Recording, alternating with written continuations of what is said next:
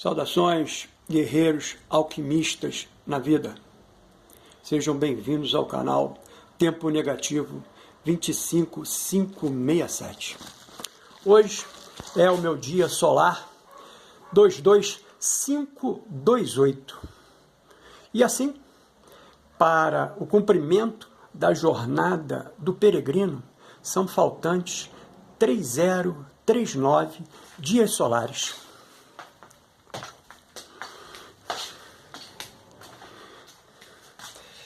Hoje, o meu ensaio 01 de fevereiro de 26, onde eu produzi 1102 palavras.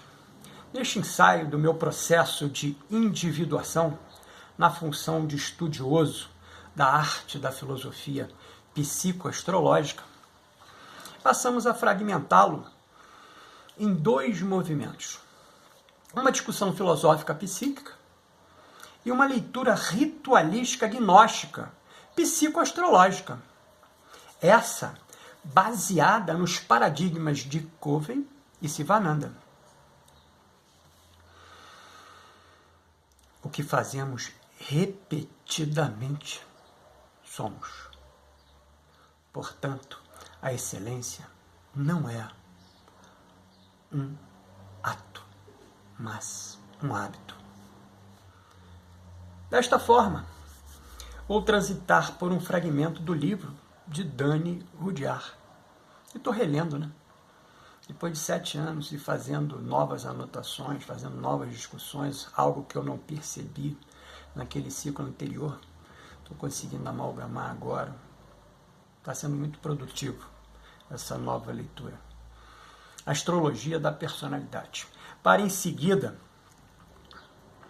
comentarmos o mote principal do fragmento em 3 movimentos filosóficos psíquicos, acrescentando ainda nossa síntese junguiana e também um encerramento simbólico.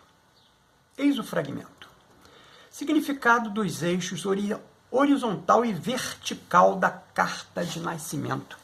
É que a gente entende, né, que na carta de nascimento, né, ascendente e descendente, nadir, devir, ou imum, coeli e meio do céu, né, essa cruz, né, de todas as cartas, né, de nascimento, né, cartas de vibração elétrica, né, porque está vindo de cima para baixo, né, de todas essas consciências que estão, né, encarnadas nesse orbe, possui essa cruz. E é legal, né, que a gente pare e pense, mas eu não sabia disso. Claro, perdeu-se no tempo, né? Ou seja, os valores foram sendo transformados e cada vez mais valores limitantes, né, que impedem você de, vamos dizer assim, se autoconhecer, né? Então, ou seja, a filosofia, né, do mundo dominante é você conhecer do lado de fora, né, fazer o lado de fora, né, e o lado de dentro ele fica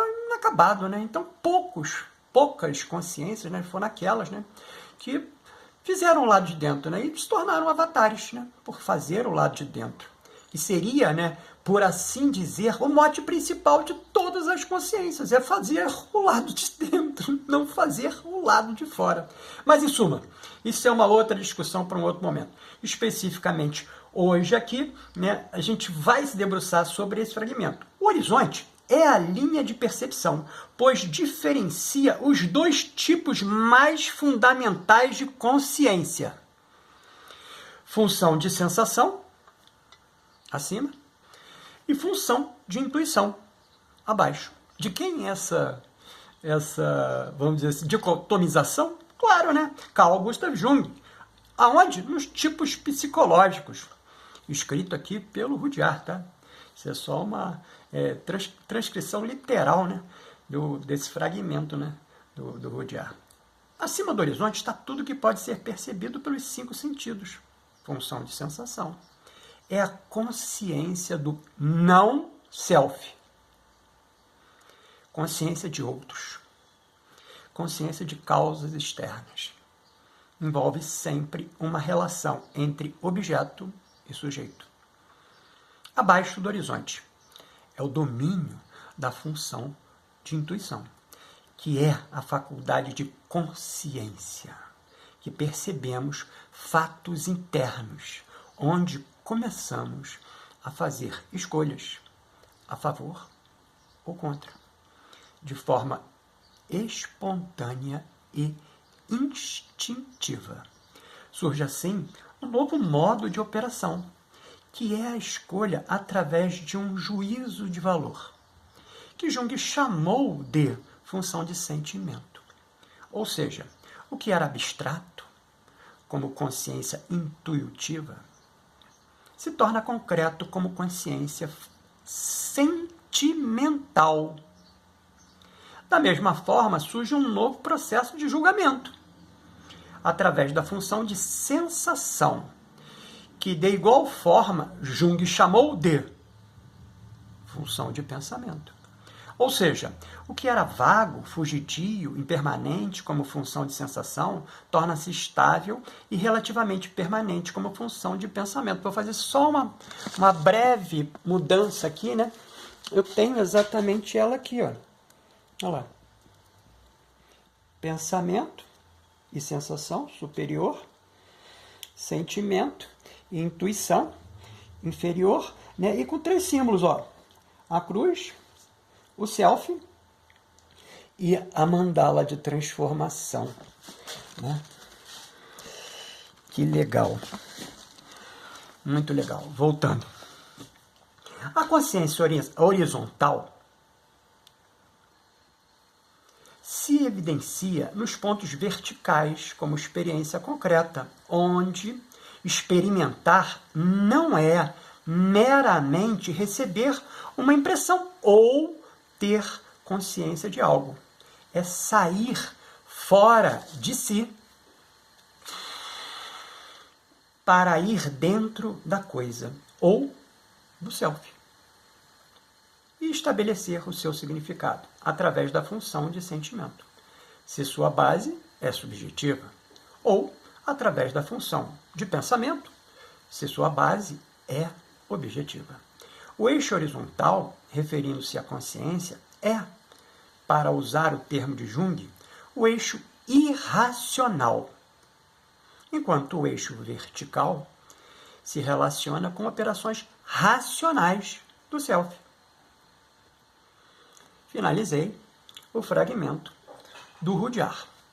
O nosso comentário busca o núcleo estrutural da cruz, onde o drama da individuação deixa de ser narrativo e passa a ser tensional.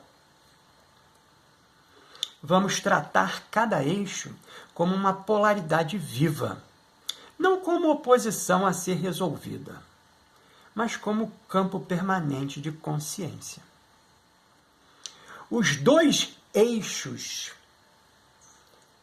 da cruz astrológica, as tensões centrais do processo de individuação. Então, para nós aqui no canal, né, esses 2 eixos, né, por assim dizer, o movimento interno, tá, que nos leva a fazer a incorporação, fazer o retorno, né, que é o processo de individuação, que nada mais é do que você tornar-se o que você já é em potência. Não do lado de fora, sim do lado de dentro. Então a cruz não é um símbolo de punição.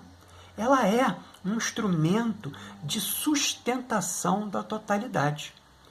Cada eixo representa uma tensão irredutível. Quer dizer o quê? Ela, enquanto esse sopro de vida, né, que jaz internamente, especificamente lá no nosso 4º corpo, né, que é obrigatoriamente, né, o Manás inferior, né, o Kamarupa, né, que vai se manter ainda, apesar desse sopro deixar de existir, né, o Stula Charira deixar de existir, esse corpo ainda se mantém, né, no que a Blavatsky chamou de skanda, né? Então, ele vai se decompor elementarmente, porque ele é formado por elementos, né? O elemento primordial do Kama-Rupa é o elemento fogo, né? Então, os 4 inferiores são elementares, eles vão ser de novo reconduzidos ao estágio elementar, né? 2 elementos. Então, especificamente aqui, né, nós estamos pensando essa irredutibilidade dentro dessas 4 vestimentas, né? Os 4 corpos inferiores, né? Então, dentro dessa proposta, né, de irredutibilidade, no nível elementar. E é exatamente essa tensão que mantém o self, que aí já está, o self ele vai estar no manás, né, o manás superior, né, que é o corpo que vai estar ligado diretamente à mônada e que vai acompanhar, né, Atma e Budi nos processos, né, de retorno ao estágio energético, né, ao estágio etéreo, né, e principalmente por manás superior, né, ter essa eteridade, né, que por falta de vocábulo, né, a gente chamou de uma matéria angelical, né, por falta de vocábulo, né, mas é etéreo, não tem nada físico, nada concreto, né, o manás superior. Então, voltando, né, para a gente pensar, o mote principal são os 2 eixos da cruz astrológica. E é aqui que a gente vai trabalhar. Em 3 movimentos. Então, o primeiro movimento, que é o básico, né, que é o eixo ascendente, bem aqui mesmo, né, ou seja, ele vai nascer no lado esquerdo, né, da mandala, né, e vai se pôr, né, no lado direito da mandala, no vértice horizontal. É o eixo ascendente e descendente. Ascendente e descendente. Ou eu, outro. Ou consciência, espelho. Então, a irredutibilidade. A natureza dessa tensão, né? Este eixo expressa o conflito entre a afirmação do eu separado e o encontro inevitável com o outro, descendente. O ascendente é o ponto onde a vida diz, eu sou. O descendente responde, tu não és só. Olha que legal, ó. Eu sou. Tu não és só. Olha o dual.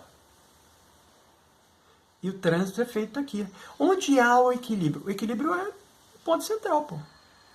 E quando você estiver mais para cá, problema. E quando você estiver mais para cá, problema. Então, a ideia, né, do processo de individuação é tentar ao máximo buscar esse equilíbrio no primeiro eixo, hein? Eixo horizontal. Aqui nasce a primeira grande fratura da consciência. Sem o outro, o eu não se reconhece. Olha que legal. No outro, o eu se perde. Ou seja, nem tão lá, nem tão cá. Ponto central. Em Jung, né? Este é o eixo da projeção. Tudo que o ego não reconhece em si, e aí o ego é o mundano, né? Não é o self, encontra no parceiro, no inimigo, no mundo. Olha que legal. É aquilo que, apesar de você ter, né? E aí, ou na maioria das vezes, né, não aceitar que tem, né? Que a gente vai chamar de sombra, né? Você vai projetar isso, cara. E aí você vai encontrar isso exatamente no parceiro, exatamente no inimigo, exatamente nas condições etéreas, nas condições físicas mundanas, né? Que vão estar aí em contato exatamente com essa sua sombra para você poder jogar essa sombra para dentro e reintegrá-la. Olha que legal! Então a individuação não elimina a projeção. Ela a retira do outro, né, onde você projetou, e a reintegra. Que esse é o processo de individuação. Aqui a gente usou também um termo, né, por falta de um termo específico que a gente pudesse trazer. Então a gente trouxe, né, apesar de contragosto do meu self, né, não do ego, né, o ego falou, tá legal, mas o meu self falou, podia ser algo diferente, né, mas a gente usou esse termo, né, cristicamente. Mas pensando cristicamente, não numa linha do cristianismo em si, mas numa linha do Jesus o vivo, que nós, inevitavelmente, não tivemos a oportunidade de poder, vamos dizer assim, nos debruçar, porque toda a literatura foi condensada dentro desse Jesus o Cristo, né? Algumas outras estão vindo agora, né, como o Nag Hammadi, né, trazendo uma outra percepção, mas não é uma outra percepção de dominação. Olha que legal, porque todas as que vieram anteriormente era de dominação, que não era proposta. Não era proposta. Né? Se você parar para pensar com calma, né, todo o exercício em si, né, não é de dominação, é de apresentação. Então, onde é que veio a dominação? A dominação vem desse trato horrível, né, que chama-se matéria humana, né? Que aí a gente tem que vir para cá para ralar mesmo, né, ralar a pedra mesmo para tentar ali de alguma sorte sorver um produto mais sublime, né? Então, em suma, usamos o termo cristicamente, é o eixo do ama ao próximo como a ti mesmo. Não por moral, mas porque o próximo és tu em forma refletida. E só para fazer só uma pegadinha, ela não está nessa linha, né? Mas existe um profeta persa, né? Que ele especificamente, né? Me fugiu o nome dele agora, que estava no meu pensamento, né? Khalil Gibran. Então, Gibran usou exatamente esse tipo, né, de comentário, né, para fazer uma metáfora. Ele falou assim, ó, estava escrito, né, nos evangelhos, né, ama o teu inimigo. E ele seguiu ali, seguiu a risca, né, ama o teu inimigo. E amou ele mesmo, porque o maior inimigo dele é ele mesmo, ou seja, o meu maior inimigo sou eu mesmo. Ele não está lá fora, ele está aqui dentro comigo, né? Ou seja, nós somos luz e sombra, né? Que legal. Só para trazer aqui um comentário para desopilar o fígado, né? Não está escrito, né? Só veio à mente agora aqui. Mas porque o próximo és tu em forma refletida. E o perigo, né? Especificamente desse movimento é ficar preso no ascendente, cara. Ficar preso no ascendente vai te trazer isolamento e narcisismo. Ou, a outra contraponto é ficar preso no descendente, né? Que é a dissolução do eu. Então, os dois lados são perigosos, né? Os dois pontos finais são perigosos, né? Então, onde não há perigo? No meio. Onde vai haver a comunicabilidade entre ambos. Né? E a nossa proposta, que é a proposta de fazer o quê? Integrar tanto um lado como o outro para poder, nesse processo de integração, centralizar, né? Então, ser si mesmo em relação, sem se confundir, lá, sem se fechar, aqui. Ser si mesmo em relação. O segundo movimento nosso, né, é o eixo Imum Coeli, meio do céu, ou Medium Coeli, né? Ou origem, vocação, Imum Coeli, meio do céu, médio Coeli, origem, vocação, ou raiz, sentido. Né? Então, a gente frequentemente ouve a pessoa, pô, mas qual é o propósito, qual é o sentido? O sentido está em você, cara, você só tem que perceber, é esse caminho aqui, ó, é o caminho vertical, está em você, está em você. Como é que eu faço para perceber? Ué, está lá a nossa frase primeiro. A excelência não é um ato, é um hábito. Faz constantemente. Você vai tornar-se excelente. Aonde? Isso, nesse seu conhecimento. Olha que legal. A natureza da atenção desse segundo movimento. Esse eixo expressa o conflito entre o que nos formou, o Imum Coeli, lá embaixo, né, o nadir, né, e aquilo que somos chamados a nos tornar, o devir, o Medium Coeli. Olha que legal, aquilo que somos chamados a nos tornar. Tá onde? Tá lá fora? Não, cara, tá aqui dentro, cara. Tá em você, cara. Já tá em potência. Você só precisa alinhar para fazer o movimento. Lembrando também que da mesma forma que fizemos no horizontal, façamos também no vertical. Nem tanto embaixo, nem tanto em cima. Ponto central. Olha que legal, né? Que aqui nessa representação, coloquei exatamente o self, né? Que é o O de sentimento e o O de pensamento, né? Das funções junguianas. Legal. Muito bem. O IC, Imum Coeli, é o inconsciente profundo, a herança psíquica, a noite da alma. O MC, ou meio do céu, o Mídio Coeli, é a visibilidade, a responsabilidade, o lugar onde o self quer agir no mundo. É a proposta. É o movimento de individuação. Né? Não tanto lá em cima, não tanto aqui embaixo. Em Jung, este é o eixo da teleologia psíquica. A psique não é apenas causal. Ela é orientada para um fim. O passado explica, mas não justifica o futuro. Mais uma vez, usando o termo, né, criticamente, é o eixo do descer aos infernos, subir aos céus. Olha que legal. Sem descer à raiz, não há autoridade espiritual legítima. Então é necessário que haja o procedimento, né, de interiorização para esse nadir, para esse Imum Coeli, para a raiz, né, para os elementos que são formadores da sua psique, desse exercício egóico que viemos aqui fazer, para dar o quê? Base de sustentação para podermos nos direcionar para o meio do céu, para o propósito, para o sentido. Qual é o perigo, né, desse segundo movimento? Tal qual fizemos no primeiro movimento, o perigo é ficar preso no Imum Coeli, que é um processo de regressão, de ressentimento, ou ficar preso ao meio do céu, no Mídio Coeli, que é a persona inflada, né? É a alienação. Né? Então, nem tanto aqui, nem tanto lá. Meio termo, né? Buda, né? Qual é o melhor caminho? É o caminho do meio, cara. Não é aquele para lá, não é esse para cá, é o caminho do meio. O caminho do meio é o melhor caminho. Integração, né?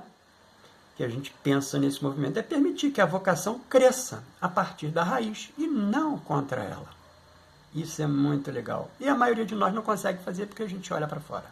Né? Então a gente vai buscar a vocação lá fora. Né? Difícil, difícil, difícil. Mas real.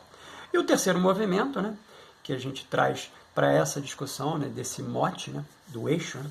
É a cruz como a totalidade viva. Né? Então, ou seja, a cruz, né, a representatividade vertical e a representatividade horizontal, para nós, né, é a totalidade viva. O que é a totalidade viva? Inevitavelmente, senhores, guerreiros, alquimistas na vida, é o processo do self, é o processo da individuação. Exatamente isso. É quando os dois eixos se cruzam, o eu encontra o outro. Cruzou, pum. O eu encontra o outro, para cima. A origem encontra sentido, cara. O tempo encontra a existência. O tempo por quê? Porque somos mundanos, né? E mundanos, ele é adtemporais, né? Adtemporais dentro de um exercício existencial, né? Não é um exercício do é um exercício do estar. Né? O só tem um, né? É o inefável, né? Todos os outros estão. Né? Estão aonde? Existentes. Todos os outros, todos os outros. Esse ponto de cruzamento é o lugar do sacrifício, mas também o centro do templo, né? A ideia do templo de Salomão, né? A ideia dentro lá da alquimia, né? Que é o laboratório, né? Que a gente pensa, né? Ou seja, a estrutura interna, né? Que a gente chama aqui de atanor, né? Que é o fogo que vai, vamos dizer assim, está sempre ardendo, exatamente provocando esse movimento, né?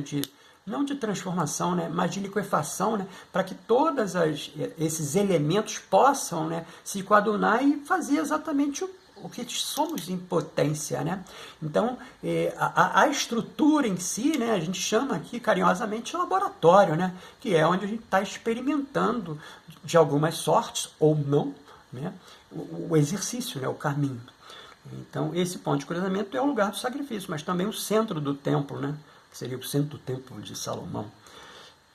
É ali que o self se torna consciente de si mesmo. A nossa síntese junguiana é: o eixo ascendente-descendente ensina quem sou eu em relação. O eixo imum coeli e meio do céu ensina de onde venho para onde vou. Sustentar ambos simultaneamente é carregar a cruz. Fugir de um deles é interromper a individuação. O nosso encerramento simbólico é: o homem não se individua ao resolver as tensões. Olha que legal, hein? O homem não se individua ao resolver as tensões, mas ao habitá-las conscientemente. Olha que legal. Trazer para dentro de si, né? É o processo de integração, né? Mas ao habitá-las conscientemente. A cruz não é algo a ser retirado, mas o eixo em torno do qual o templo se sustenta. Nossa leitura ritualística, gnóstica, psicoastrológica de hoje é regida pelo Senhor do Tempo pessoal, Júpiter, vibralizando a área da vida representada na casa 11 da mandala elétrica pessoal.